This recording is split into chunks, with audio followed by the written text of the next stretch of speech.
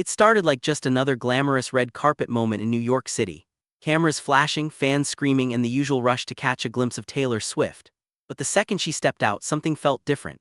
It wasn't just about the outfit this time, it felt like the kind of appearance where something bigger was about to be revealed, even if nobody knew it yet. Taylor appeared in a custom Givenchy gown, strapless and corseted, covered in delicate floral embroidery that shimmered under the lights. The look was instantly everywhere online.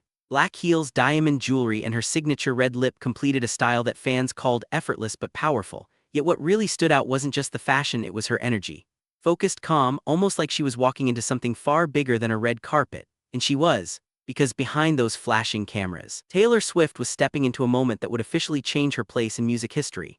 She was about to be inducted into the Songwriters Hall of Fame, becoming the youngest woman ever to receive that honor. That detail alone sent shockwaves through the industry, because this wasn't about chart success or popularity. This was about legacy, about songwriting that reshaped entire eras of music.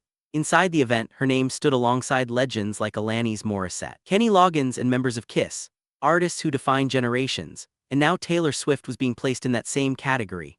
But what made it even more striking is how she got there, not through a single hit, but through a catalog that evolved with her life. Songs like Love Story, Blank Space, Anti-Hero, and The Last Great American Dynasty weren't just commercial successes.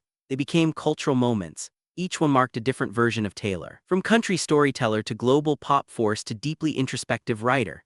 And then there's All Too Well 10-minute version, a track fans often describe as less of a song and more of a cinematic memory.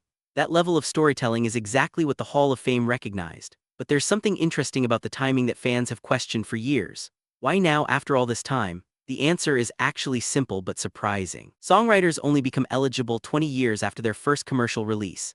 That rule meant Taylor had to wait, no matter how dominant she became. And once that window finally opened, her first nomination quickly turned into a historic induction. And all of this was happening during one of the busiest weeks of her career.